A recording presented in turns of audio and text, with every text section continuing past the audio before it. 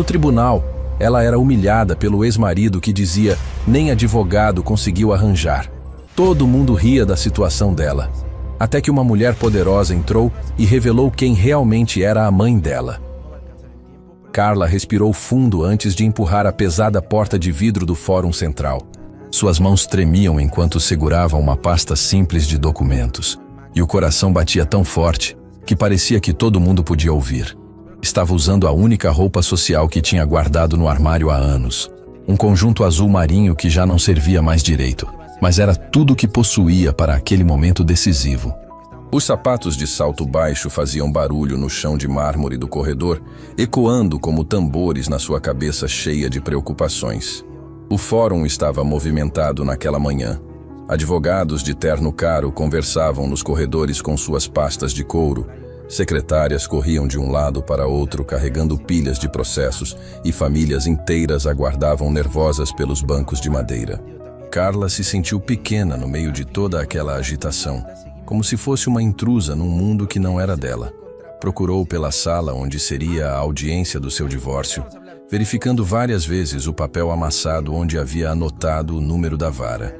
Sala 205, segundo andar. Seus pés doíam nos sapatos apertados enquanto subia as escadas. Mas a dor física era nada comparada com o aperto no peito que sentia toda vez que pensava no que estava por vir. Chegou 15 minutos antes do horário marcado e ficou parada na porta da sala, observando o movimento.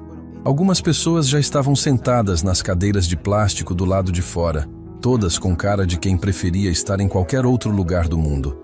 Uma senhora idosa chorava baixinho enquanto um homem ao lado tentava consolá-la. Um rapaz jovem mexia no celular com as mãos nervosas, levantando e sentando a cada 2 minutos.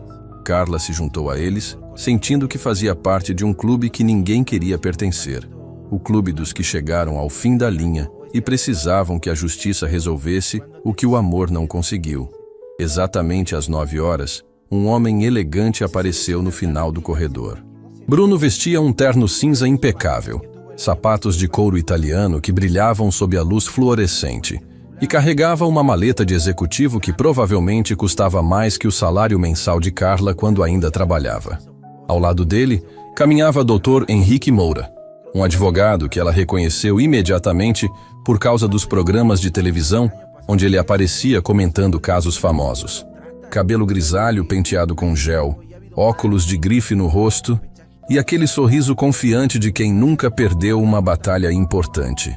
Os dois conversavam em voz baixa, rindo de algo que certamente tinha a ver com a facilidade que teriam para resolver aquela questão.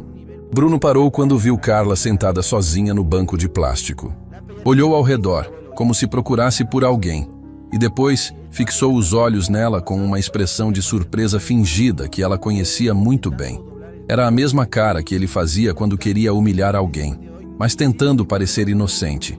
"Onde está seu advogado, Carla?" Ele perguntou alto o suficiente para que todas as pessoas na área de espera pudessem ouvir. A voz dele tinha aquele tom de falsa preocupação que usava sempre que queria causar constrangimento em público. "Não me diga que você veio sozinha para uma audiência de divórcio." Dr. Henrique se aproximou também, ajeitando os óculos como fazia sempre que ia dar o golpe final nos adversários. Carla o tinha visto fazer isso na televisão várias vezes. "Senhora Carla", ele disse com um sorriso que não chegava aos olhos, "é incomum ver uma parte desacompanhada em processo desta natureza. Tem certeza de que entendeu a complexidade da situação?" As palavras dele pareciam educadas, mas o tom era condescendente, como se estivesse falando com uma criança que não entendia as regras do jogo. Outras pessoas começaram a prestar atenção na conversa, e Carla sentiu o rosto esquentar de vergonha. "Eu não consegui contratar advogado", Carla respondeu baixinho, tentando manter a dignidade apesar de se sentir exposta. Sua voz saiu fraca, quase sussurrada, porque a garganta estava seca de nervoso. "Perdi meu emprego há alguns meses e não tenho dinheiro para pagar honorários." Era a verdade crua e simples, mas doía admitir isso na frente de Bruno e de estranhos que olhavam com aquela cara de quem assiste um acidente de carro. Ela havia tentado procurar advogados que aceitassem pagamento parcelado, mas todos queriam pelo menos uma entrada que ela não tinha condições de dar. Bruno soltou uma risada alta e teatral que ecoou pelo corredor. Coitada, nem dinheiro para advogado ela tem, ele disse para Dr. Henrique, mas fazendo questão que todo mundo escutasse. Eu avisei que isso ia acontecer quando ela decidiu entrar com esse processo ridículo. Agora está aí, desamparada, querendo brigar comigo na justiça sem ter a menor condição.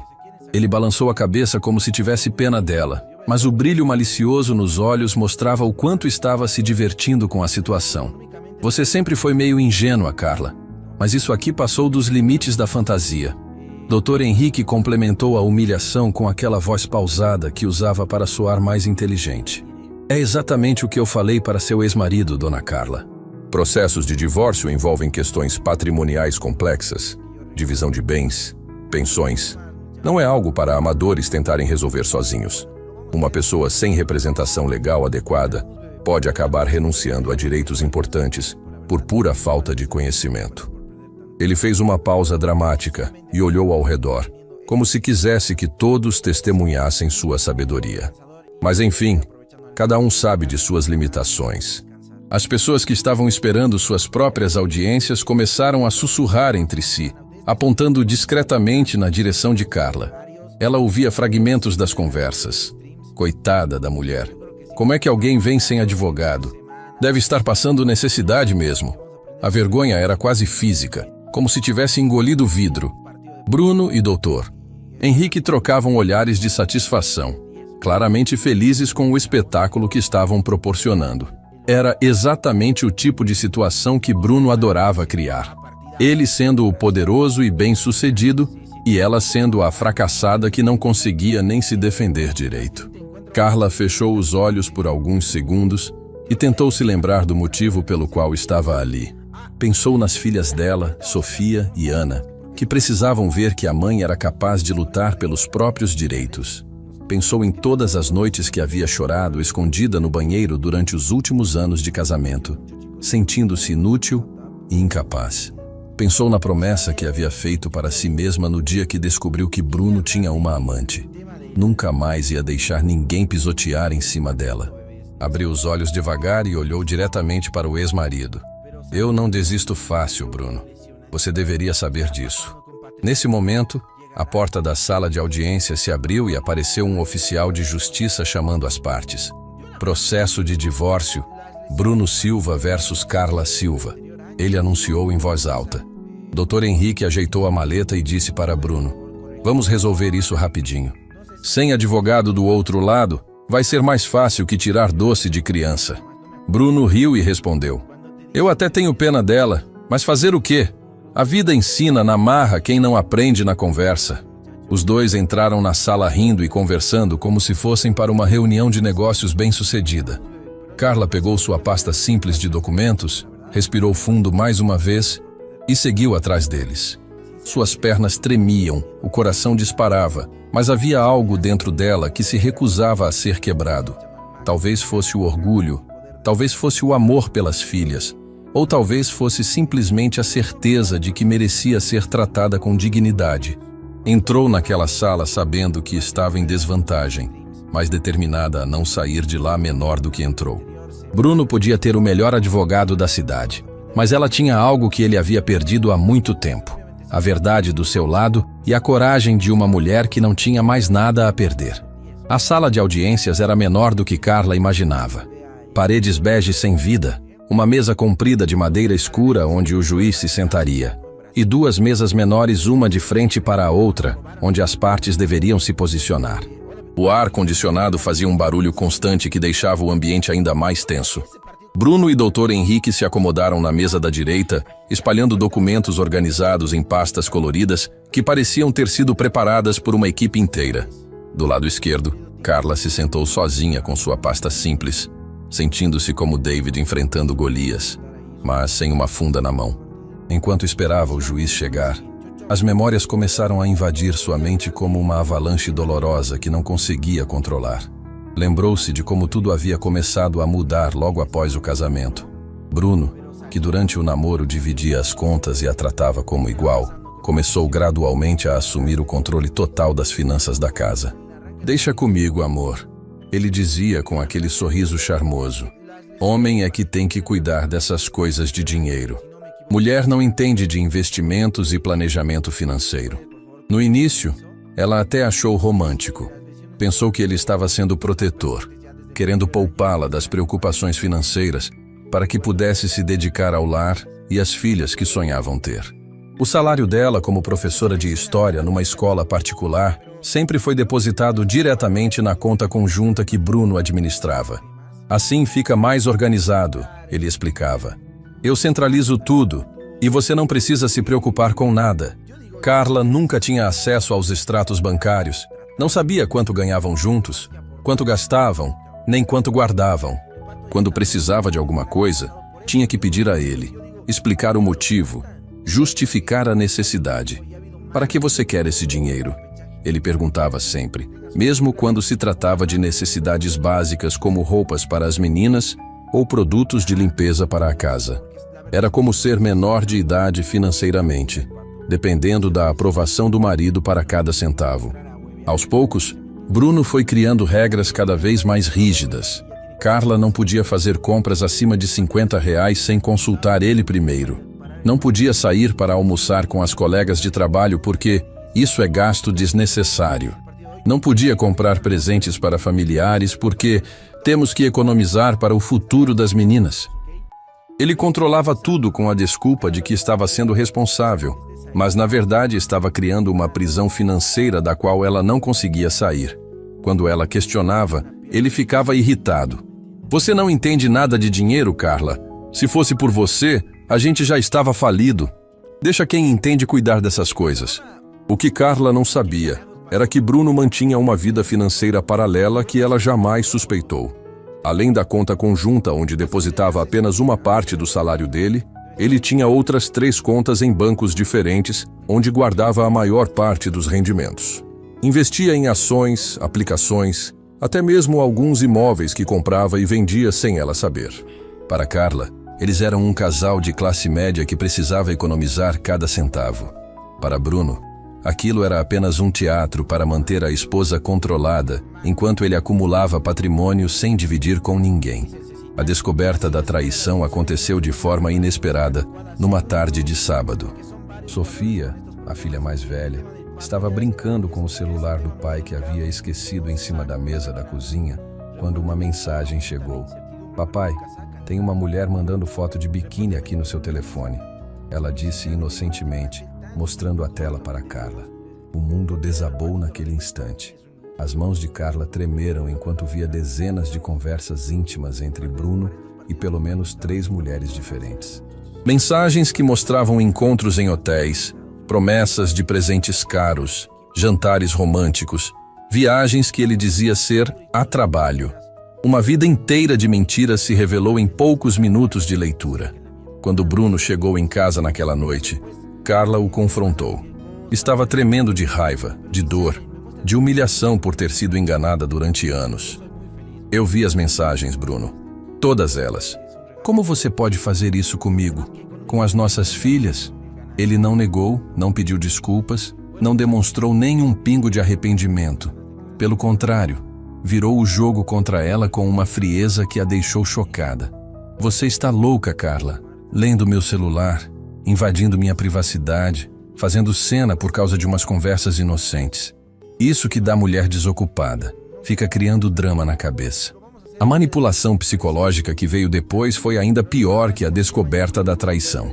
Bruno começou a tratar Carla como se ela fosse paranoica, como se tivesse inventado tudo. Você está vendo coisa onde não tem. Ele repetia todos os dias. Essas mulheres são colegas de trabalho, clientes, nada mais. Sua cabeça está criando uma novela que não existe. Ele falava isso com tanta convicção que Carla chegou a questionar a própria sanidade. Talvez ela realmente tivesse interpretado errado? Talvez as mensagens não significassem o que ela pensou? O gaslighting era constante e eficiente. Bruno era especialista em fazer ela duvidar da própria percepção da realidade. Mas o pior ainda estava por vir. Quando Carla ameaçou procurar um advogado para entender seus direitos no casamento, Bruno mostrou sua face mais cruel. Você não vai a lugar nenhum, Carla. Primeiro, porque não tem dinheiro para advogado. Segundo, porque não tem como provar nada do que está acusando. E terceiro, porque se você tentar me prejudicar, eu garanto que você sai desse casamento sem nada, entendeu?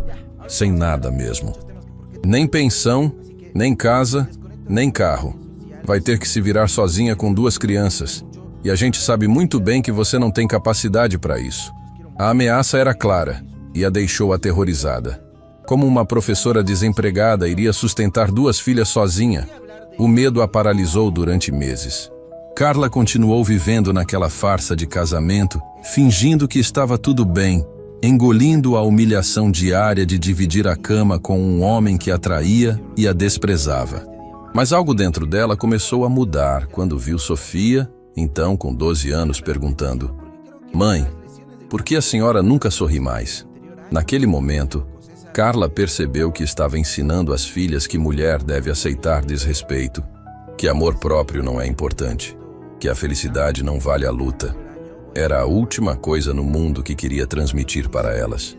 Foi então que tomou a decisão mais corajosa da vida. Vendeu os poucos objetos de valor que tinha, algumas joias que ganhara da avó, um relógio antigo, até mesmo o anel de formatura. Juntou coragem e dinheiro suficiente para dar entrada no processo de divórcio.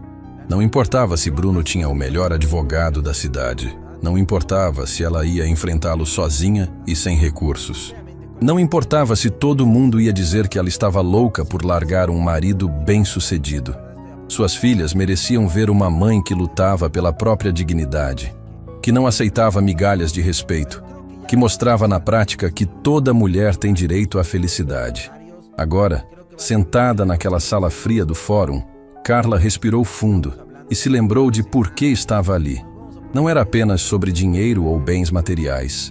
Era sobre recuperar sua identidade, sua autoestima, sua vida. Era sobre ensinar Sofia e Ana que nenhuma mulher deve aceitar ser tratada como propriedade ou objeto. Era sobre quebrar o ciclo de submissão que havia aprendido e evitar que suas filhas repetissem os mesmos erros. Bruno podia rir dela hoje, mas ela sabia que tinha algo que ele jamais conseguiria comprar ou controlar: a força de uma mãe lutando pelo futuro das filhas e a coragem de uma mulher que decidiu não ser vítima para sempre. O juiz Marcelo Ferreira entrou na sala com aquela solenidade típica de quem carrega o peso da justiça nos ombros. Era um homem de meia idade, cabelos grisalhos, que já havia presenciado milhares de casos de divórcio durante sua carreira. Sentou-se na cadeira alta atrás da mesa principal, ajeitou os óculos e abriu o processo com movimentos precisos e mecânicos. "Bom dia! Estamos aqui para tratar do processo de divórcio entre Bruno Silva e Carla Silva", ele anunciou com voz firme, olhando rapidamente para ambos os lados. Seu olhar se deteve um pouco mais tempo na mesa onde Carla estava sozinha, franzindo levemente o senho ao perceber a ausência de representação legal. Dr. Henrique se levantou imediatamente, como um ator experiente que conhece exatamente seu momento de entrada no palco. Ajeitou o terno impecável, limpou a garganta e começou sua performance com aquela confiança arrogante que havia construído ao longo de décadas, destruindo vidas em tribunais. Excelência, Dr. Henrique Moura, representando o requerente Bruno Silva. Antes de iniciarmos, gostaria de expressar nossa preocupação com o fato de a requerida estar desacompanhada de assistência jurídica. Sabemos que Vossa Excelência preza pela igualdade processual e tememos que esta audiência possa ser prejudicada pela evidente despreparo técnico da parte contrária. As palavras dele soaram como tapa na cara de Carla. Era uma estratégia calculada para humilhá-la desde o primeiro minuto, fazendo-a parecer incompetente antes mesmo da audiência começar de verdade. Bruno observava a cena com um sorriso discreto, mas visível, claramente satisfeito com o show de seu advogado. O juiz Marcelo olhou para Carla com uma expressão que misturava impaciência e desconforto. "Senhora Carla, a situação do senhor doutor procede? A senhora está realmente sem assistência jurídica? Preciso alertá-la de que questões matrimoniais envolvem aspectos complexos que podem prejudicá-la caso não tenha orientação adequada." Carla sentiu o sangue subir para o rosto. Ali estava ela, sendo questionada sobre sua capacidade antes mesmo de poder explicar sua versão dos fatos.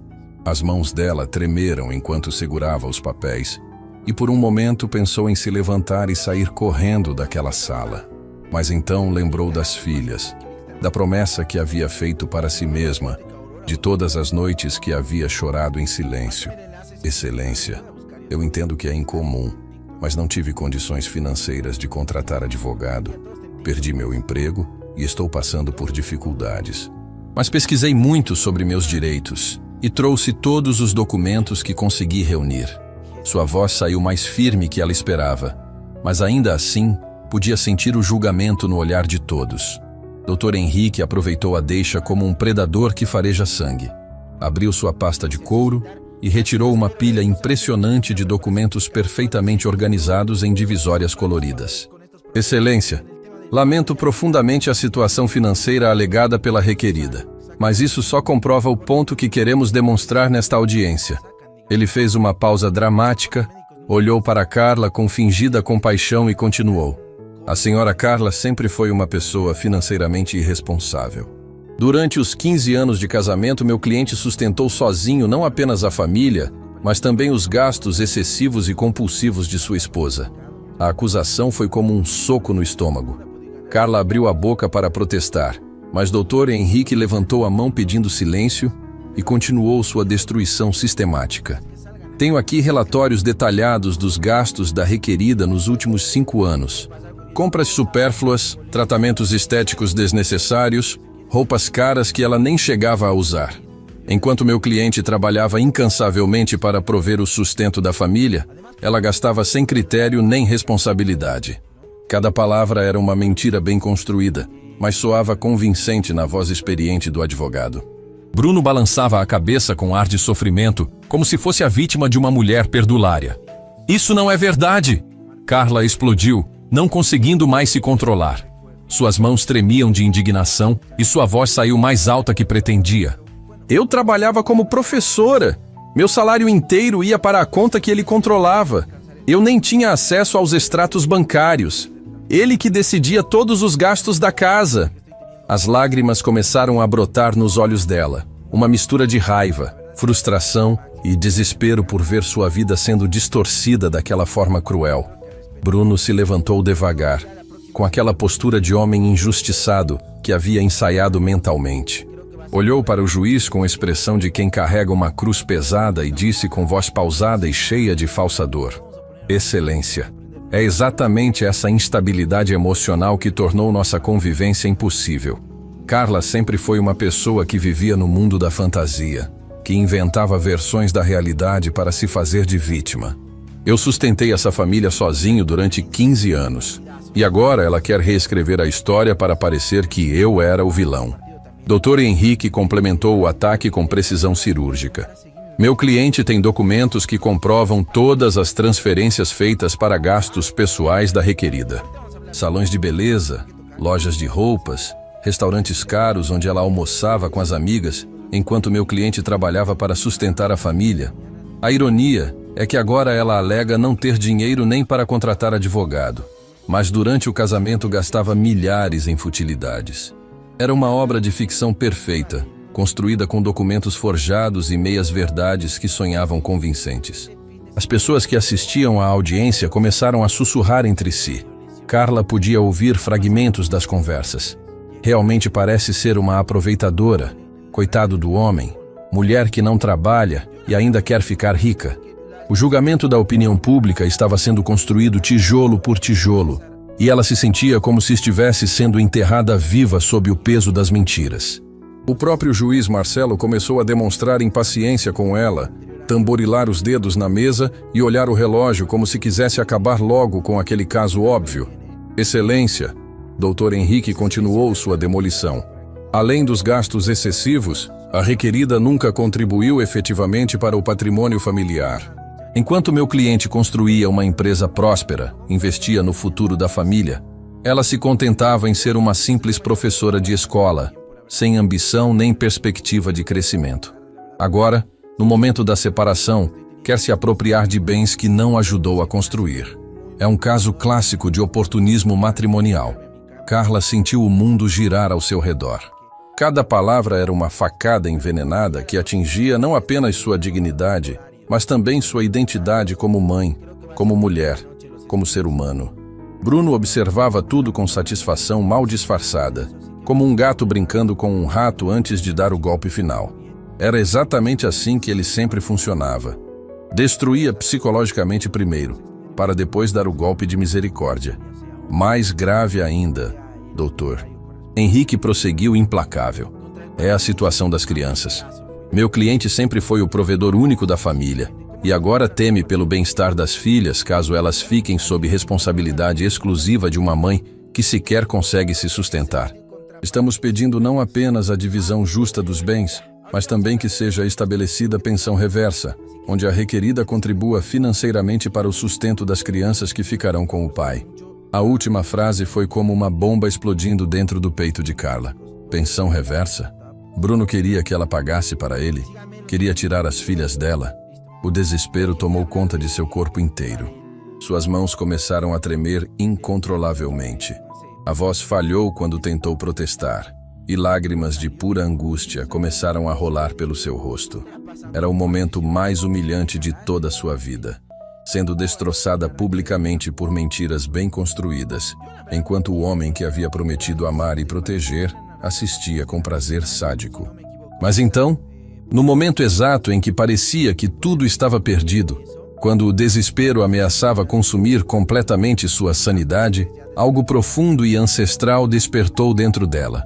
Uma força que vinha do amor pelas filhas, da memória de sua própria mãe, da linhagem de mulheres fortes que haviam enfrentado tempestades piores que aquela.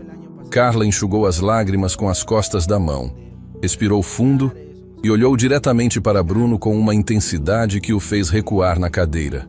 Bruno, ela disse com uma voz que surpreendeu até ela mesma pela firmeza. Você pode ter o melhor advogado, pode ter forjado documentos, pode ter construído essa mentira toda, mas tem uma coisa que você não sabe sobre mim. Uma coisa que eu nunca contei durante nossos 15 anos de casamento. Ela fez uma pausa, observando a expressão de surpresa crescente no rosto dele. Você não conhece realmente minha família, e talvez seja hora de descobrir quem eu realmente sou.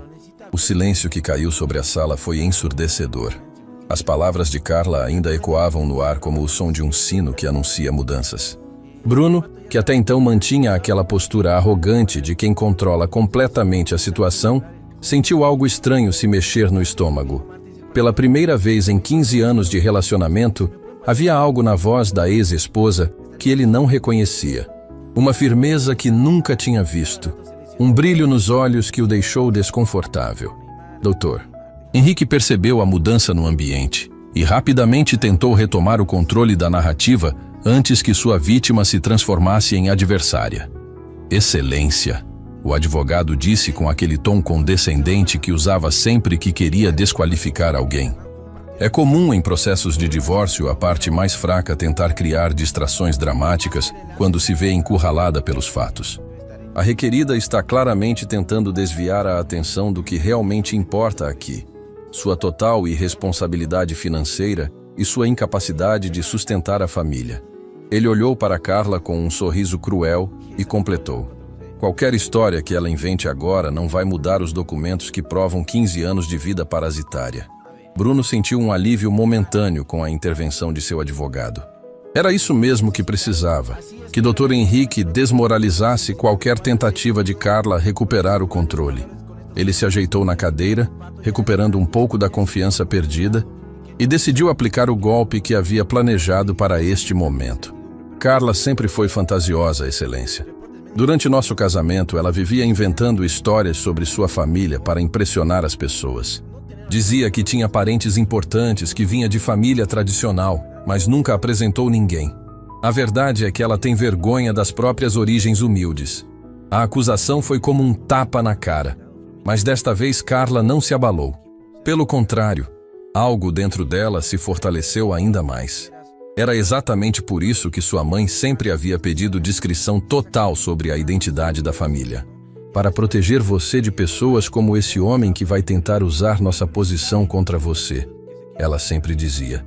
Agora Carla entendia perfeitamente a sabedoria daquelas palavras. Bruno estava tentando usar contra ela justamente a humildade que havia sido sua proteção durante todos aqueles anos. Você tem razão em uma coisa, Bruno, Carla disse, se levantando devagar, com uma dignidade que surpreendeu todo mundo na sala. Eu nunca apresentei minha família para você. E sabe por quê? Porque desde o primeiro dia, minha mãe disse que você não era homem suficiente para conhecer quem nós realmente somos. Sua voz estava firme agora, sem tremor, sem lágrimas. Era como se uma nova pessoa tivesse emergido do desespero dos minutos anteriores. Ela viu em você exatamente o que você demonstrou aqui hoje. Um homem pequeno que precisa humilhar outros para se sentir grande. Dr. Henrique tentou interromper, mas Carla levantou a mão e continuou com uma autoridade que deixou todo mundo calado. Durante 15 anos eu protegi você da verdade sobre minha origem porque achei que você merecia uma chance de ser melhor do que aparentava. Minha mãe sempre disse: filha, quando você se casar, case com o homem, não com a conta bancária dele. Eu tentei fazer isso. Tentei ver bondade onde só havia manipulação. Tentei encontrar amor onde só existia controle. E o juiz Marcelo, que até então demonstrava impaciência com Carla, agora estava prestando atenção total no que ela dizia. Havia algo na postura dela que comandava respeito, uma transformação tão dramática que era impossível ignorar. Bruno começou a se mexer desconfortavelmente na cadeira. Aquela não era a Carla submissa que ele conhecia. Era como se uma estranha tivesse tomado o corpo da ex-esposa e agora o encarava com olhos que ele nunca havia visto antes. Excelência! Carla se dirigiu diretamente ao juiz, ignorando completamente Bruno e Dr. Henrique. Eu trouxe alguns documentos que gostaria de apresentar. Não são muitos, porque diferente do que foi alegado aqui, eu sempre vivi com simplicidade e transparência. Ela abriu sua pasta simples e retirou uma pequena pilha de papéis cuidadosamente organizados. Estes são todos os comprovantes de gastos dos últimos 5 anos que consegui reunir. Cada recibo de supermercado, cada conta de luz, cada material escolar das minhas filhas. Bruno franziu o senho. Que documentos eram aqueles? Durante o casamento, ele controlava tudo tão rigidamente que não acreditava que ela tivesse conseguido guardar qualquer tipo de comprovante sem ele saber. Dr. Henrique também parecia intrigado, mas manteve a postura arrogante. Excelência, papéis avulsos não constituem prova válida. Qualquer pessoa pode guardar alguns recibos aleatórios e tentar construir uma narrativa. O senhor tem razão. Carla concordou com um sorriso que não chegava aos olhos. Papéis avulsos realmente não provam nada. Por isso eu fiz algo que talvez vocês não esperassem de uma simples professora sem ambição. Ela retirou da pasta um caderno pequeno e surrado, com páginas amareladas pelo tempo. Durante todos esses anos eu anotei cada centavo que saía da nossa casa. Cada compra, cada conta, cada gasto. Com data, valor e finalidade. Bruno sentiu o sangue gelar. Ele se lembrava vagamente de ver Carla escrevendo em um caderninho, mas sempre achou que fossem receitas culinárias ou bobagens femininas. Nunca imaginou que ela estivesse documentando meticulosamente a vida financeira da família. Dr. Henrique tentou minimizar. Um caderno manuscrito não tem valor legal, Excelência. Qualquer pessoa pode escrever qualquer coisa. Verdade. Carla concordou novamente, mas sua voz carregava uma segurança crescente. Por isso eu também fiz isto. Ela retirou da pasta um envelope que continha dezenas de fotografias pequenas. Fotografei cada página do caderno, cada recibo, cada comprovante. E mais, fotografei os extratos bancários sempre que conseguia vê-los escondida. Fotografei as telas do computador quando Bruno deixava aberto por descuido. Fotografei tudo o que podia para um dia poder provar a verdade. O impacto foi devastador. Bruno ficou branco como papel. Dr. Henrique engoliu seco e pela primeira vez desde o início da audiência perdeu completamente a postura. Aquela professora humilde que eles achavam que seria uma vítima fácil, havia passado anos coletando evidências como uma detetive silenciosa. Cada humilhação, cada mentira, cada manipulação havia sido documentada com precisão científica. Estas fotos mostram que durante os últimos 5 anos, Bruno mantinha pelo menos 3 contas bancárias diferentes que eu não tinha acesso. Carla continuou, agora com total controle da situação. mostram que ele depositava apenas 30% do salário na conta conjunta e mantinha o resto escondido. Mostram investimentos em ações, aplicações e até mesmo a compra de um apartamento que eu só descobri quando fotografei um e-mail que ele esqueceu aberto. Bruno tentou se levantar para protestar, mas sua voz saiu rouca e gaguejante. Isso é invasão de privacidade. Ela não tinha direito de fotografar meus documentos pessoais. Era a reação desesperada de quem se viu exposto e não tinha mais argumentos válidos. O homem poderoso e confiante dos minutos anteriores havia se transformado num criminoso pego em flagrante. Privacidade conjugal é um conceito interessante, Bruno. Carla respondeu com uma calma que contrastava dramaticamente com o desespero crescente do ex-marido. Especialmente vindo de um homem que controlava cada centavo que eu gastava, mas mantinha patrimônio secreto, que me fazia sentir culpada por comprar um sapato para nossa filha, mas gastava milhares em presentes para suas amantes. Ela fez uma pausa e olhou diretamente nos olhos dele. Sim, eu também fotografei suas conversas íntimas, todas elas. Dr. Henrique estava em pânico total. Toda a estratégia cuidadosamente construída havia desmoronado em questão de minutos. A vítima havia se transformado em predadora, e agora eles eram os que estavam sendo caçados. Excelência, ele tentou uma última cartada desesperada. Mesmo que esses documentos sejam verdadeiros, isso não muda o fato de que a requerida não contribuiu ativamente para a construção do patrimônio. Ah, mas eu contribuí sim. Carla interrompeu com um sorriso que fez Bruno sentir calafrios. E posso provar isso também. Vocês se esqueceram de uma coisa muito importante quando construíram essa narrativa de que eu era uma parasita financeira. Ela retirou da pasta um último documento, e a expressão de vitória em seu rosto era inconfundível. Vocês se esqueceram de verificar de onde veio o dinheiro para a entrada da nossa primeira casa. Bruno fechou os olhos. Ele sabia exatamente onde essa conversa ia dar, e era o último lugar no mundo onde queria estar agora. 15 anos antes, quando eram recém-casados, e ele ainda não tinha estabelecido sua empresa, Carla havia usado toda a herança que recebeu da avó para dar entrada na casa onde construíram a família. Era dinheiro dela, que ela ofereceu por amor e confiança. Dinheiro que Bruno havia convenientemente esquecido quando começou a controlar as finanças da família. 300 mil reais, Carla disse pausadamente, saboreando cada palavra. Foi quanto eu investi da minha herança familiar na nossa primeira casa. 300 mil reais que permitiram que você começasse sua empresa, porque não precisou se preocupar com aluguel ou financiamento habitacional. Ela olhou ao redor da sala, vendo as expressões de choque em todos os rostos. 300 mil reais que nunca foram mencionados aqui hoje quando vocês falaram sobre minha vida parasitária. O silêncio que caiu sobre a sala desta vez era diferente. Era o silêncio de quem presencia uma reviravolta tão dramática que precisa de tempo para processar o que acabou de acontecer. Bruno havia sido completamente desmascarado. Dr. Henrique estava sem argumentos.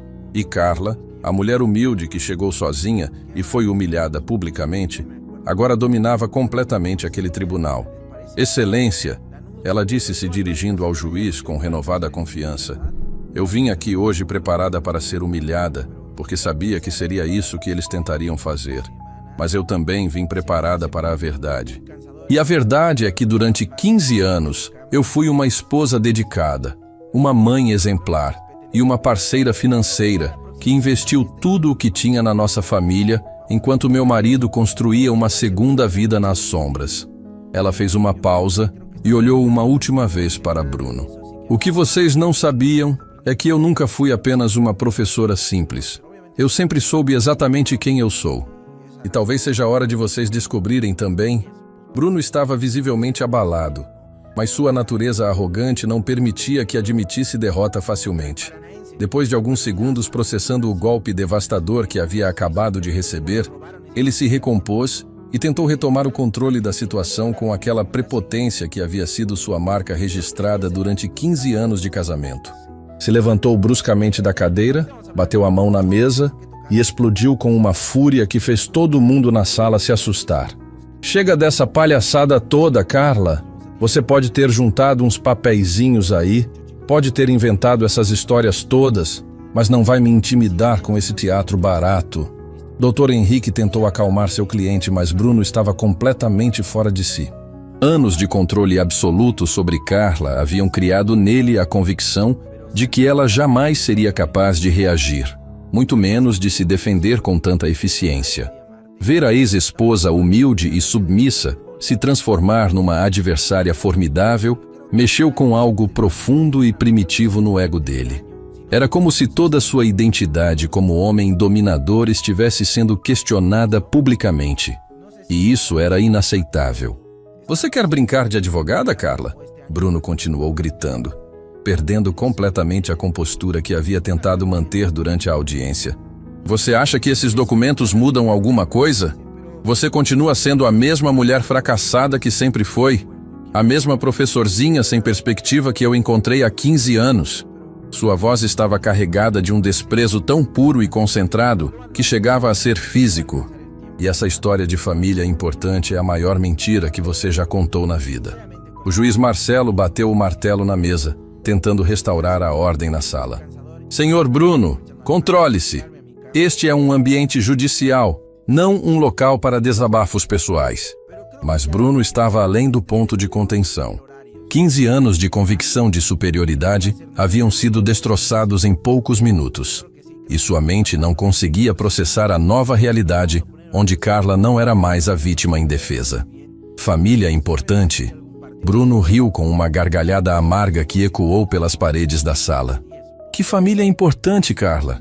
Aqueles parentes pobres que você sempre escondeu de mim? Aquela gente simples que você tinha vergonha de apresentar porque sabia que eles não combinavam com o padrão de vida que eu ofereci para você? Ele se virou para o juiz com um ar de superioridade recuperada. Excelência, minha ex-esposa tem o hábito de criar fantasias para compensar a realidade medíocre da própria origem. É um mecanismo de defesa psicológico bastante comum em pessoas de classe social inferior. Dr. Henrique finalmente conseguiu se recompor e decidiu apostar todas as fichas numa estratégia de ataque total. Se não conseguiam mais desqualificar as evidências de Carla, tentariam pelo menos destruir sua credibilidade pessoal de forma definitiva. Excelência, o que estamos presenciando aqui é exatamente o padrão comportamental que meu cliente teve que suportar durante 15 anos de casamento. A requerida tem tendências fantasiosas, cria narrativas elaboradas para fugir da realidade e agora está usando este tribunal como palco para suas encenações dramáticas. Carla observava tudo em silêncio, com uma calma que contrastava drasticamente com o desespero crescente dos dois homens. Era fascinante ver como eles se descontrolavam à medida que percebiam que haviam subestimado completamente sua capacidade de reação. Durante anos, ela havia sido treinada por Bruno a se sentir pequena, incompetente, dependente. Agora, vendo-o perder a compostura daquela forma, ela entendia que o poder dele sempre havia sido uma ilusão baseada na submissão voluntária dela. Bruno, ela disse com uma voz suave, mas carregada de uma autoridade que fez ele parar de gritar na hora. Você está certo em uma coisa. Eu realmente nunca apresentei minha família para você. E tem uma razão muito específica para isso. Ela fez uma pausa, observando a expressão de curiosidade forçada no rosto dele. Minha mãe sempre disse que eu só deveria revelar nossa verdadeira identidade para homens que fossem dignos de conhecer quem nós realmente somos. Homens de caráter, homens de honra. Bruno soltou outra gargalhada, mas desta vez soou mais forçada, menos confiante. Caráter? Honra? Carla, do que você está falando? Você sempre foi péssima para inventar histórias. Sua família é gente simples, trabalhadora, mas simples. Não tem nada de errado com isso, mas para de fingir que são algo que não são. Ele olhou ao redor da sala, tentando buscar apoio da plateia. 15 anos casado com essa mulher e ela nunca apresentou um parente sequer. Sabe por quê? Porque tem vergonha. Porque sabe que não são do nosso nível social. Nosso nível social, Carla repetiu com um sorriso que não chegava aos olhos. Bruno, qual é exatamente o seu nível social? Filho de um mecânico e uma costureira que mentiu sobre a própria origem durante anos para impressionar clientes? A revelação caiu como bomba. Bruno ficou vermelho de raiva, mas não conseguiu negar. Era verdade, e todo mundo na sala podia ver pela sua reação. Eu nunca julguei suas origens humildes porque não importavam para mim.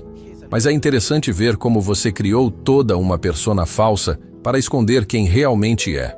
Dr. Henrique percebeu que a situação estava fugindo do controle e tentou uma última cartada desesperada. Excelência, independentemente das origens familiares de qualquer uma das partes, o que importa aqui são os fatos jurídicos. E os fatos mostram que... Mas Carla o interrompeu com um gesto da mão que demonstrava uma autoridade natural que nenhum dos dois esperava. Dr. Henrique, o senhor tem razão. Vamos nos concentrar nos fatos. E o fato é que durante 15 anos eu mantive discrição absoluta sobre minha família por respeito ao pedido da minha mãe. Carla se levantou e caminhou alguns passos pela sala, comandando a atenção de todos como se fosse ela quem estivesse conduzindo a audiência. Minha mãe sempre disse: filha, quando você se casar, case por amor, não por interesse. E só revele quem nós somos para alguém que mereça essa confiança. Bruno estava ficando cada vez mais nervoso. Havia algo na postura de Carla que o deixava desconfortável, como se ela soubesse de algo que ele não sabia. Durante 15 anos de casamento, ele havia assumido que conhecia completamente a mulher com quem vivia. Agora, pela primeira vez, estava percebendo que talvez nunca tivesse conhecido Carla de verdade. Que história é essa, Carla? Para com essa encenação ridícula. Encenação? Carla sorriu novamente. Mas desta vez havia algo diferente no sorriso. Uma confiança que vinha de um lugar profundo, ancestral. Bruno, durante todos esses anos você achou que estava casado com uma professora simples de família humilde. E eu deixei você pensar isso porque minha mãe me ensinou que a verdadeira nobreza está em ser simples, quando se pode ser complexo, em ser humilde quando se tem motivos para ser orgulhoso. O ambiente na sala estava eletrizado. Todo mundo sentia que algo importante estava para ser revelado, mas ninguém conseguia imaginar exatamente o que. Bruno e Doutor Henrique trocavam olhares nervosos, tentando entender para onde aquela conversa estava indo. O juiz Marcelo havia parado de tamborilar os dedos na mesa e prestava atenção total no que Carla estava dizendo. Minha mãe sempre preferiu discrição total. Carla continuou, agora caminhando lentamente pela sala como se fosse a dona do lugar. Ela sempre disse que nossa posição na sociedade deveria ser uma responsabilidade, não um privilégio para ser exibido. Por isso, quando me casei com você, Bruno, eu escolhi viver como uma esposa normal, trabalhar como professora, criar nossas filhas com simplicidade e valores sólidos. Bruno estava começando a suar frio. Que posição na sociedade, Carla? Do que diabos você está falando? Sua voz saiu mais aguda que o normal, revelando o nervosismo que tentava esconder. Durante 15 anos, ele havia se sentido superior a Carla justamente por acreditar que vinha de família mais bem-sucedida. Se isso fosse uma mentira, se ela realmente viesse de origem mais elevada... Eu estou falando, Carla disse pausadamente, saboreando cada palavra como se fosse a última peça de um quebra-cabeças complexo. Da razão pela qual minha mãe nunca quis conhecer você pessoalmente. Da razão pela qual ela sempre disse que você não era homem suficiente para nossa família. Ela parou de andar e olhou diretamente para Bruno com uma intensidade que o fez recuar. Ela viu em você exatamente o que você demonstrou aqui hoje. Um homem pequeno, disfarçado de grande. Dr. Henrique tentou intervir mais uma vez, mas sua voz saiu trêmula. Excelência, isso tudo não passa de tentativa de manipulação emocional. Mas nem ele mesmo acreditava mais nas próprias palavras. Havia algo na transformação de Carla que era impossível de fingir. A mulher humilde e insegura do início da audiência havia dado lugar a alguém completamente diferente. Alguém que irradiava uma autoridade natural que não se aprende ou se imita. Manipulação emocional? Carla riu pela primeira vez desde o início da audiência, mas era um riso diferente, carregado de significados que nenhum dos dois conseguia decifrar. Doutor Henrique, o senhor não imagina o quanto essa frase é irônica vinda de alguém que passou a manhã inteira tentando destruir a reputação de uma mulher que o senhor nem conhece. Ela fez uma pausa e olhou para o relógio na parede. Aliás, minha mãe deve estar chegando a qualquer momento. Eu a informei sobre esta audiência ontem à noite. Bruno sentiu o sangue gelar nas veias. Sua mãe? Você chamou sua mãe aqui? Pela primeira vez desde o início da audiência, havia medo genuíno na voz dele. Não medo da sogra que nunca conheceu, mas medo do desconhecido.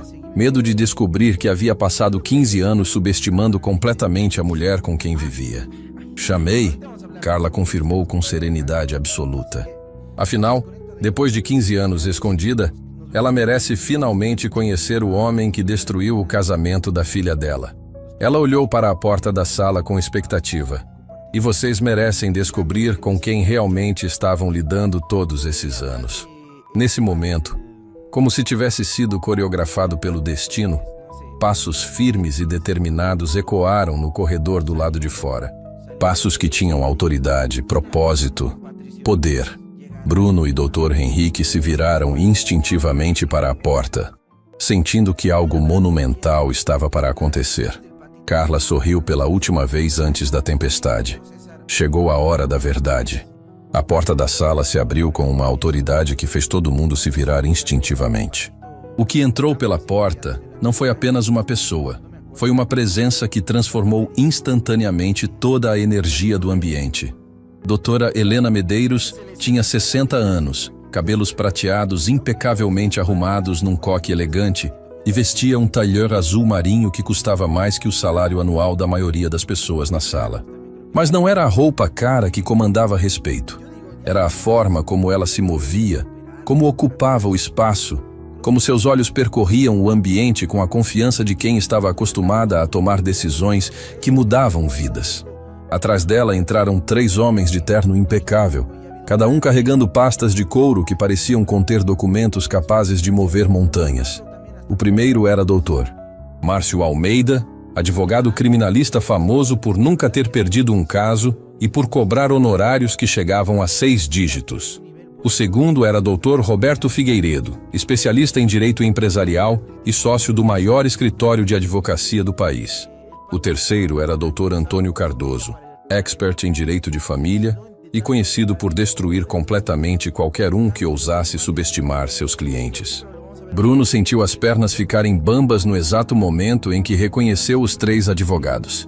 Eram rostos que via constantemente na televisão, defendendo grandes empresários, políticos influentes, pessoas que moviam bilhões no mercado financeiro.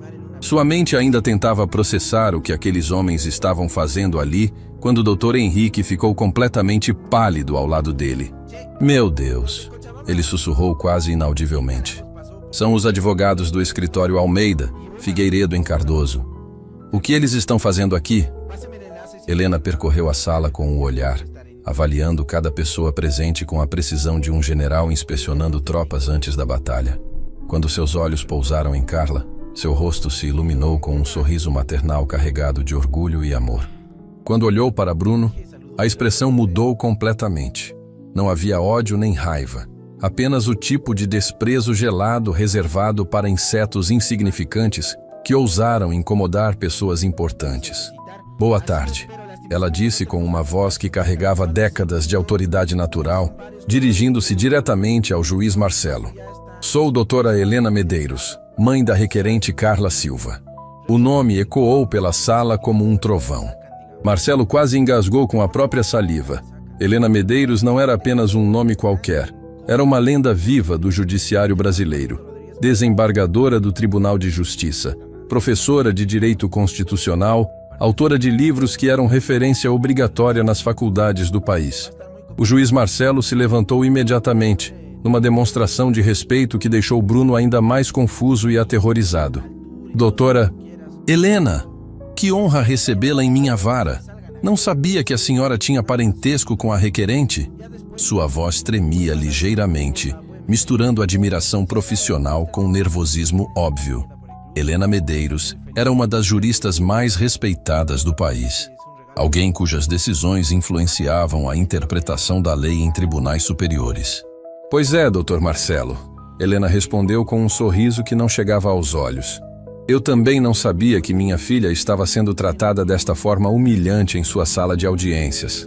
Ela fez uma pausa dramática, deixando o peso da frase se instalar no ambiente. Mas felizmente cheguei a tempo de corrigir alguns mal-entendidos que parecem ter se estabelecido aqui. Bruno tentou se levantar, mas suas pernas não obedeceram. O mundo estava desmoronando ao seu redor de forma tão rápida que sua mente não conseguia acompanhar. Durante 15 anos, ele havia tratado Carla como inferior, como dependente, como alguém que deveria ser grata pela vida que ele proporcionava. Agora descobria que havia passado todo esse tempo humilhando a filha de uma das figuras mais poderosas do judiciário brasileiro. Dr. Henrique estava em estado de choque ainda mais profundo. Helena Medeiros era uma lenda para qualquer advogado no país. Era como se um jogador de futebol amador descobrisse que havia passado anos zombando da filha de Pelé. Doutora. Helena! Ele gaguejou, tentando recuperar algum vestígio da arrogância que havia demonstrado minutos antes. É uma honra. Eu não sabia. Se soubessem do parentesco, o quê? Helena o cortou com uma frieza que fez o sangue dele gelar. Teriam tratado minha filha com respeito? Isso significa que vocês só respeitam pessoas quando sabem que elas têm conexões poderosas? Ela se aproximou da mesa onde Bruno e Dr. Henrique estavam sentados, e sua presença era tão intimidante que ambos recuaram instintivamente. Isso diz muito mais sobre o caráter de vocês do que gostariam de admitir. Carla observava tudo com uma mistura de alívio e satisfação que era quase catártica. Durante anos, sua mãe havia insistido que mantivesse discrição total sobre a identidade da família. Filha, ela sempre dizia, quando você revelar quem nós somos, que seja para alguém que mereça essa confiança. Que seja para alguém que já te respeitava antes de saber de nossa posição. Bruno havia falhado completamente nesse teste. Mãe, Carla disse suavemente, estes são Bruno, meu ex-marido, e Dr. Henrique, o advogado dele. Eles passaram a manhã inteira tentando provar que eu sou uma parasita financeira que viveu 15 anos às custas do trabalho honesto do Bruno. Havia uma ironia amarga na voz dela que cortou o ambiente como navalha.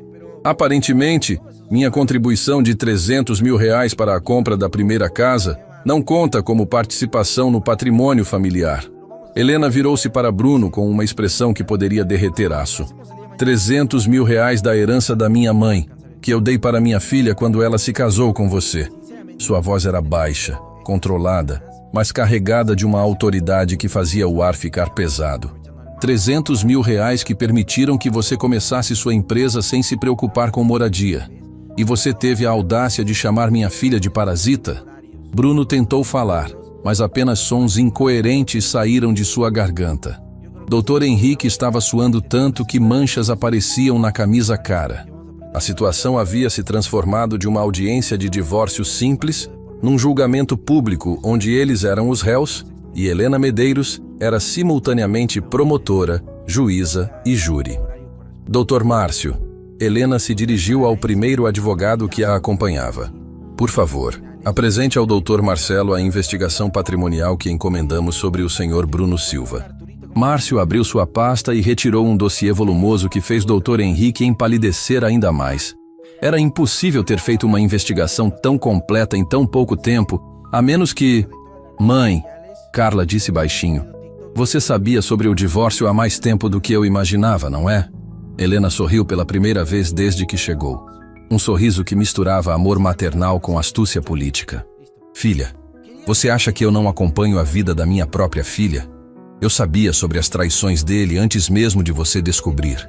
Sabia sobre as contas secretas, sobre os investimentos escondidos, sobre o apartamento que ele comprou para as amantes. A revelação atingiu Bruno como um raio. Helena não apenas sabia de tudo. Ela havia estado investigando ele durante anos, provavelmente desde o início dos problemas no casamento. Era como descobrir que havia passado todo esse tempo sendo observado por um predador muito mais inteligente e perigoso do que jamais imaginou.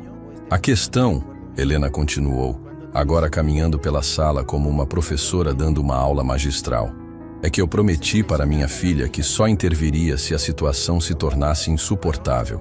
Quando ela me contou sobre esta audiência, sobre como vocês planejavam humilhá-la publicamente, decidi que era hora de ensinar algumas lições importantes sobre respeito e consequências. Doutor. Roberto se aproximou da mesa do juiz e entregou outro conjunto de documentos. Dr. Marcelo, estes são os comprovantes dos verdadeiros rendimentos do Sr. Bruno Silva nos últimos 10 anos. Como pode ver, os valores declarados na petição inicial representam menos de 20% de sua renda real. O juiz folheou os papéis com expressão crescente de indignação.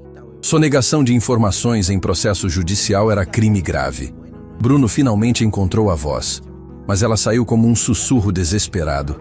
Como vocês conseguiram essas informações? Era a pergunta errada no momento errado. Helena olhou para ele como se fosse um inseto particularmente repugnante. Senhor Bruno, quando você decide atacar a filha de uma desembargadora do Tribunal de Justiça, convém verificar primeiro se seus próprios documentos estão em ordem. Doutor. Antônio, o terceiro advogado, finalmente falou. Doutor juiz, além da ocultação patrimonial, identificamos também indícios de sonegação fiscal, constituição de empresa fantasma para lavagem de dinheiro e uso de documentos falsos para obtenção de crédito bancário. Cada acusação era como uma punhalada no coração de Bruno. Sua empresa, sua reputação, sua liberdade, tudo estava desmoronando em questão de minutos. Doutor, Henrique tentou uma última cartada desesperada. Doutora Helena, com todo respeito, isso parece perseguição. Usar a posição da senhora no judiciário para... Helena levantou a mão e ele se calou imediatamente. O silêncio que se seguiu foi tão tenso que se podia ouvir a respiração pesada de todo mundo na sala. Perseguição? Helena repetiu a palavra como se fosse veneno na língua. Doutor, investigar crimes não é perseguição, é justiça. E o que vocês fizeram com minha filha aqui hoje, tentar destruir a reputação dela com mentiras e documentos forjados, isso sim é que deveria ser investigado. Ela se virou para Bruno uma última vez. Você teve 15 anos para conhecer e respeitar a mulher extraordinária com quem estava casado. Escolheu humilhá-la e controlá-la. Agora vai descobrir qual é o preço dessa escolha. Helena caminhou até Carla e segurou as mãos da filha com ternura. Minha filha, você não precisa mais enfrentar isso sozinha. Nunca mais. Bruno observou a cena com horror crescente, finalmente entendendo a magnitude do erro que havia cometido. Não havia simplesmente perdido uma esposa. Havia ganhado uma inimiga muito mais poderosa do que jamais imaginou possível. O silêncio na sala era absoluto, como se todo mundo estivesse segurando a respiração esperando o próximo movimento numa partida de xadrez onde Bruno acabara de descobrir que estava há 15 anos jogando contra uma grande mestre. Helena olhou ao redor do ambiente uma última vez, observando as faces chocadas de todos os presentes, antes de se dirigir ao juiz Marcelo com a autoridade de quem havia passado décadas moldando a justiça brasileira. Doutor Marcelo, ela disse com uma voz que carregava o peso de milhares de decisões judiciais. Gostaria de fazer algumas observações sobre este processo antes que Vossa Excelência tome suas decisões. O juiz assentiu imediatamente, claramente honrado por receber orientações de uma das maiores juristas do país. Em primeiro lugar, quero parabenizá-lo por manter a compostura diante de uma situação tão inusitada. Poucos magistrados teriam lidado com tanta elegância com as irregularidades que presenciamos aqui hoje. Dr. Henrique tentou se levantar para protestar, mas Helena sequer olhou em sua direção. Em segundo lugar, ela continuou. Gostaria que ficasse registrado nos autos que minha filha conduziu sua própria defesa com uma dignidade e uma competência que envergonhariam muitos advogados experientes. Ela provou que conhecimento jurídico não substitui caráter, mas caráter pode superar qualquer desvantagem técnica. Carla sentiu lágrimas de gratidão brotarem nos olhos. Pela primeira vez em 15 anos, alguém reconhecia publicamente sua força e sua inteligência. Bruno estava em estado cataléptico. Sua mente tentava processar as implicações do que acabara de descobrir, mas era simplesmente impossível. Durante 15 anos, ele havia tratado como empregada doméstica a filha de uma das mulheres mais poderosas do judiciário brasileiro. Havia controlado financeiramente, humilhado psicologicamente e traído emocionalmente alguém que poderia tê-lo destruído com um único telefonema. A ironia era tão cruel que chegava a ser cômica. Doutor Marcelo, Dr. Márcio se dirigiu ao juiz, abrindo outro dossiê impressionante. Tomamos a liberdade de preparar uma proposta de acordo que acreditamos ser justa para ambas as partes. Ele entregou os documentos com a confiança de quem sabia que estava oferecendo termos inegociáveis. Considerando a ocultação patrimonial comprovada, os investimentos realizados com dinheiro da família, que foram mantidos em nome exclusivo do Sr. Bruno, e a contribuição financeira inicial da Sra. Carla, sugerimos a seguinte divisão. As palavras que se seguiram foram como música celestial para Carla e tortura psicológica para Bruno. 70% do patrimônio real ficaria com ela, incluindo a casa onde moravam, os investimentos escondidos e o apartamento que Bruno havia comprado para as amantes. Bruno ficaria com 30% e ainda teria que pagar pensão alimentícia para as filhas e uma indenização por danos morais pelos anos de controle psicológico. Dr. Henrique tentou uma última vez salvar alguma coisa da situação. Isso é extorsão. Vocês estão usando a posição da doutora Helena para intimidar meu cliente. Mas sua voz saiu trêmula e desesperada, como um náufrago gritando para um navio que já estava no horizonte. Helena olhou para ele com uma expressão que misturava pena e desprezo. Doutor, ela disse com uma calma que era mais aterrorizante que qualquer grito. Extorsão seria se estivéssemos pedindo algo que não fosse legalmente devido. Estamos simplesmente garantindo que a justiça seja feita após 15 anos de injustiças. Ela fez uma pausa e sorriu de forma que fez Dr. Henrique suar ainda mais. Aliás, sugiro que o senhor revise urgentemente seus métodos de trabalho. Usar documentos forjados numa audiência é crime grave. E eu tenho uma memória excelente para faces. Bruno finalmente encontrou a voz, mas ela saiu como um lamento. Carla, eu não sabia. Se eu soubesse quem você era... Helena interrompeu com uma gargalhada seca que ecoou pela sala como vidro se quebrando. Se soubesse quem ela era? Senhor Bruno, isso só confirma que você nunca respeitou minha filha como pessoa. Só teria respeitado a posição dela se soubesse que ela tinha proteção poderosa. Carla se levantou devagar, olhando para Bruno com uma mistura de pena e libertação. Bruno, durante 15 anos você teve a chance de conhecer quem eu realmente era. Não minha origem, não minha família, mas quem eu era como pessoa. Escolheu ver apenas uma empregada doméstica gratuita com quem você havia se casado. Sua voz estava calma, mas carregada de uma tristeza profunda. Agora você descobriu que estava errado sobre mim em todos os sentidos possíveis. O juiz Marcelo, que havia observado toda a reviravolta com fascínio crescente, bateu o martelo suavemente na mesa.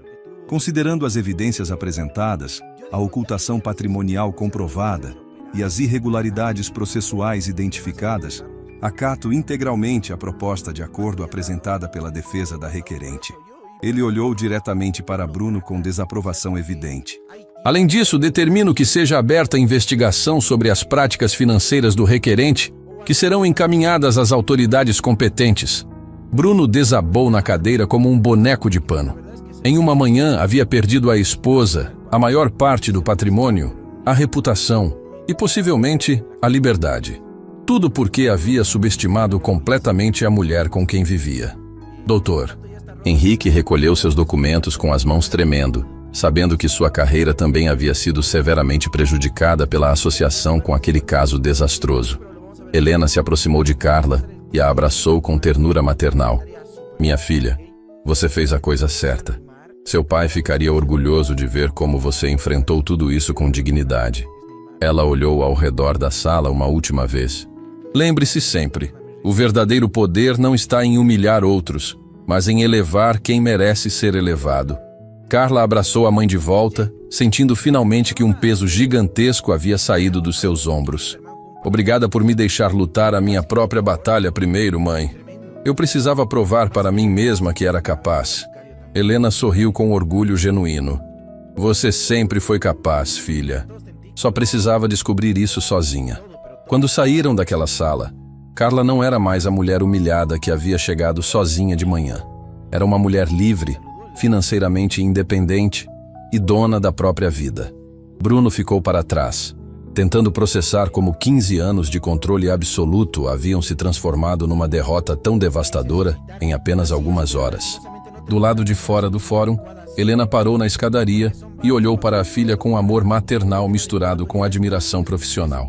Carla, Você sabe qual foi a melhor parte de tudo isso? Carla balançou a cabeça, curiosa. Foi ver você descobrir que nunca precisou da minha posição para ser respeitada. Você sempre teve tudo o que precisava dentro de você. Enquanto caminhavam juntas pela escadaria do fórum, mãe e filha sabiam que aquele dia havia sido mais que uma vitória legal. Havia sido uma lição de vida sobre dignidade, justiça e a importância de nunca subestimar alguém baseado apenas nas aparências. Bruno havia aprendido da pior forma possível que o verdadeiro poder não está no controle que exercemos sobre outros, mas no respeito que conseguimos inspirar. A história de Carla se espalhou rapidamente pelos corredores do fórum, tornando-se lenda entre advogados e magistrados. A professora humilde que havia derrotado sozinha um dos advogados mais arrogantes da cidade, revelando-se filha de uma das maiores juristas do país. Era a prova viva de que a justiça, às vezes, tem um senso de humor refinado e uma memória muito longa. Anos depois, sempre que alguém tentasse julgar uma pessoa pela aparência, a história de Carla e Bruno seria contada como lembrete. Nunca se sabe quem realmente é a pessoa que você está subestimando. Pode ser que ela seja exatamente quem você menos gostaria de ter como inimiga.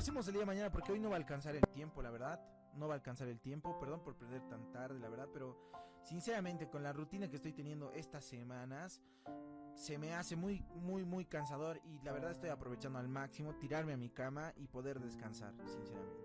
Así que espero que respeten eso, bebés. Pero creo que ya la próxima semana, desde este lunes, vamos a tener horarios. Y creo que va a ser 9 de la noche. Сейчас зайдем, посмотрим, как у них трансляция началась.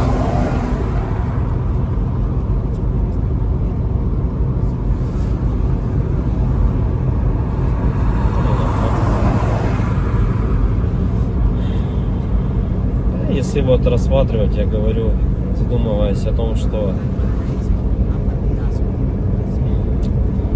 прожитые типа 30 лет, так смотришь на многих людей, которые сейчас, соответственно, живут, которым в районе 30, которые уже потеряли вообще вкус к жизни, да, радость какую-то от жизни. Таких, причем, кстати, становится все больше и больше. Мне кажется, этот средний возраст, когда говорили, что начинается вот этот кризис среднего возраста, он тоже сместился, как и говорят, что сейчас люди, в принципе, быстрее взрослеют, быстрее осмысливают все, да, почему-то это всегда все в плохом больше ключе на самом деле, да, вот что сейчас дети, например, быстрее взрослеют, вот, и мне кажется, кризис вот этот среднего возраста, он, наверное, тоже сместился. И вот я думаю, что он сместился где-то в районе 30 лет. Опять-таки, это тоже не со всеми, наверное, связано. Не у всех людей так, все люди разные. И когда приходишь к той мысли о том, что помимо того, что люди сами по себе стали такие вот, наверное, депрессивные, да, времена такие сложные, да, вот это вот еще извне много каких вещей случается, на данный момент, которые людям усугубляют эту ситуацию на самом деле, вот этой депрессии, вот этих кризисов, да, каких-то переходных моментов в жизни. И непонятно, если конец этому всему, да, наступает у людей потом белая полоса в жизни, и они не могут выбраться из нее. Примеров достаточно на самом деле много.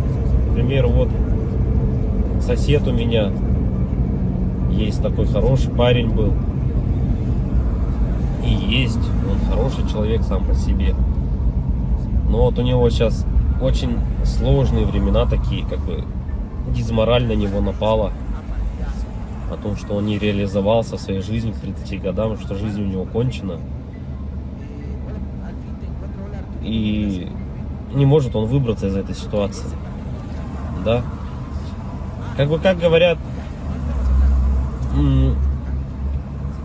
если мы говорим, что это мужики такие, да, типа слабые, да, какие-то ну, безморальные, ну, как бы такие вот, что в основном это случается, наверное, зачастую, может быть, это у мужиков случается в этом возрасте, такой кризис, наверное, да, каких-то неудач в своей жизни, не пришедших ни к чему достойному и хорошему. Но вопрос в том, что это мужики такие, типа, слабые, или времена такие стали, что если вот разобраться так, вот, например, возьмем даже с древних времен, когда человеку нужно было добывать пищу самому, да, там убивать мамонтов, мужику стоило там сходить на охоту. Да, на охоту он сходил, кого-то там добыл добычу, принес домой, да, что-то где-то там поделал дома, и все как бы. Ну и это, возможно, как работа тоже на ежедневной основе, да, была. И как бы мужик в то время считался, но еще воином были, они воинами были, не воевали, да. В любом случае это все такая в основном физическая была работа, типа стратегии именно добычи пищи какой-то себе. Ну, тут вот требовалось, возможно, какое-то знание, да, тут я не спорю. Но в основном это была физическая работа.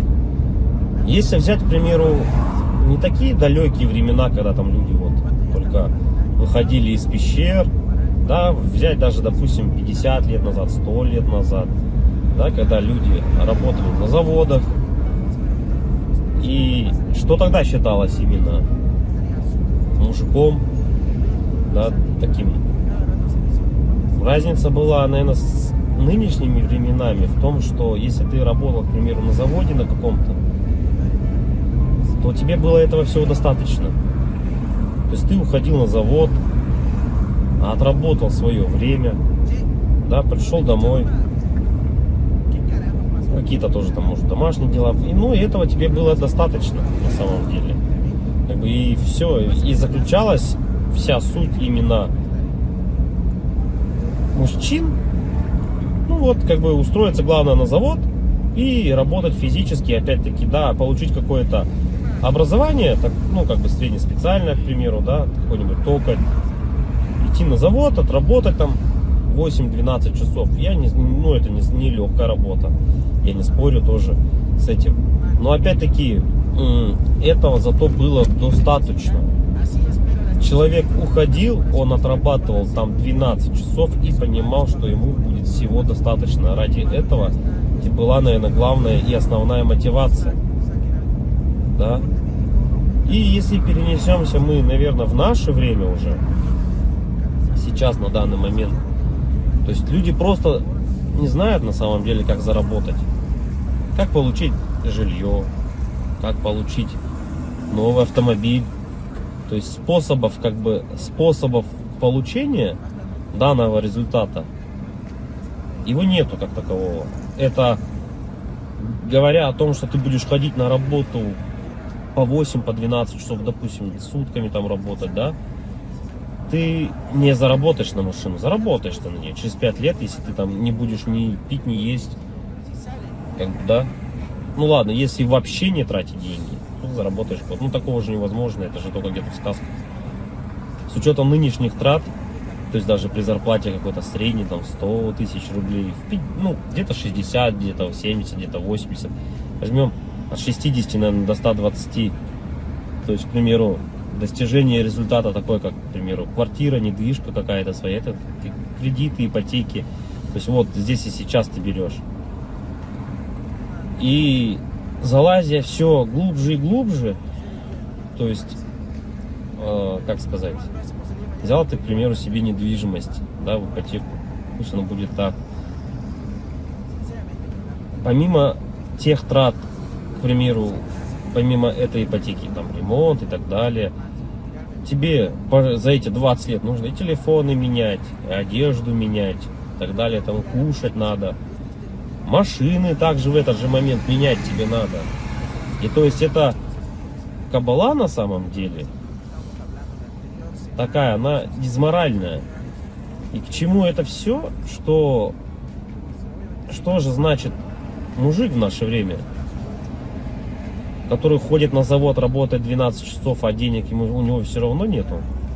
Как бы добычу он принести уже не может, да? Ну, типа, он может сходить в лес, но от этого толку особо не будет. И, наверное, сам интернет, во-первых, расфорсил вот это вот все, то, что люди должны зарабатывать какие-то миллионы. Они должны зарабатывать. Это было бы шикарно, если бы каждый зарабатывал. Но каждый по своей сути не может столько зарабатывать, да? Потому что не хватит денег, чтобы каждый... А может их и хватит, но никто никому не даст так зарабатывать. И вот возвращаясь, к примеру, к тому, что какая зарплата? 1300, наверное, должна быть в наше время, чтобы как бы себя, наверное, обеспечивать, да? Хорошо. Одному. И кто же тогда мужик в наше время? Типа, что он должен делать? Что он должен выполнять? Как бы, если он ходит на работу, но смысла от этого нету. Ну, как бы он есть, да, у тебя какой-то идет доход, но если его недостаточно. Смотришь другие профессии, другую работу, да,